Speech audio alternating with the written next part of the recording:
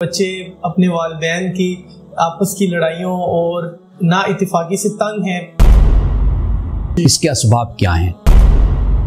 جو وقت سمجھاتا ہے میرے خیال میں اسی کو صحیح سمجھ آتی ہے، تو آپ کس بارے میں کیا رہے ہیں؟ پھر ان کو اپنا کردار ادا کرنا چاہیے۔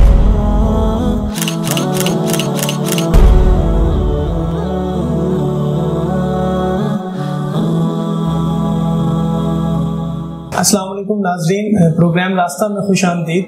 آج ہم نے ان لوگوں کو راستہ دکھانا ہے جو بچے اپنے والدین کی آپس کی لڑائیوں اور نا اتفاقی سے تنگ ہیں، جس کی وجہ سے گھر کا ماحول خراب ہو جاتا ہے۔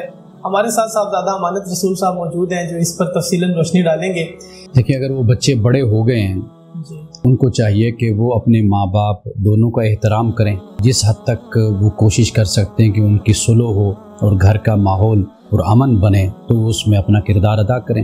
کردار اسی طرح ادا کیا جاتا ہے نا کہ والدین میں جو اختلافات ہیں یا جو مسائل ہیں وہ کوئی درمیانہ راستہ نکالا جائے، دونوں کو بتایا جائے، گزارشات پیش کی جائیں۔ ایک دوسرے کے خلاف جو غلط فہمیاں ہوتی ہیں ان غلط فہمیوں کو اولاد کم کر سکتی ہے، گھر میں ایسا ماحول پیدا کر سکتی ہے خوشی کا اور ترقی کا، جس کی وجہ سے اگر کوئی، کیونکہ وجوہات ہوتی ہیں نا والدین کے لڑنے کی، کئی دفعہ والد کے لڑنے کی وجہ جو ان سے ہوتی ہے وہ معاشی تنگ دستی ہوتی ہے، وہ اپنے بچوں پر دباؤ ڈالتے ہیں یا اپنی بیوی کے ساتھ وہ الجھتا ہے، یہ بھی وجہ ہوتی ہے۔ گھر میں یہ بھی وجہ ہوتی ہے کہ بیوی جو ان سی ہے وہ ہر وقت کاموں میں مصروف رہتی ہے، اس کا ہاتھ بٹانے والا کوئی نہیں ہوتا۔ چھوٹے چھوٹے کام ہوتے ہیں، چھوٹے چھوٹے انداز ہوتے ہیں جس سے گھر کا ماحول بہتر ہو جاتا ہے۔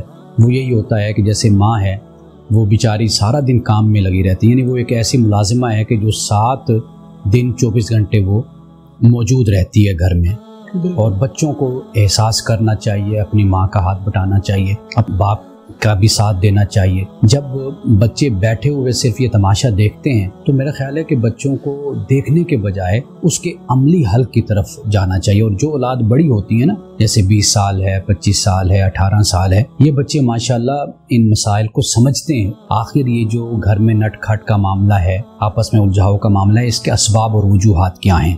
جیسے میں نے آپ کو بتایا، معاشی تنگ دستی ہے، اولاد جوان ہے تو پھر اپنے باپ کا بازو بنے، تاکہ باپ کا جو غصہ ہے، جو پریشانی ہے وہ ختم ہو جائے گی، کسی حد تک کم ہو جائے گی۔ ماں ہے تو وہ بیچاری اگر لڑتی ہے، جیسے باپ آیا تو اس نے کہا مجھے کھانا دے دیں، بولنا شروع ہو گئی، گھر میں گیس نہیں ہے، بجلی نہیں ہے، یہ مسئلہ ہے تو وہ مسئلہ ہے، فلاں مسئلہ ہے، اکیلی ہوں جو سارا دن کھڑی رہتی ہوں، یعنی یہ ساری باتیں ہیں نا۔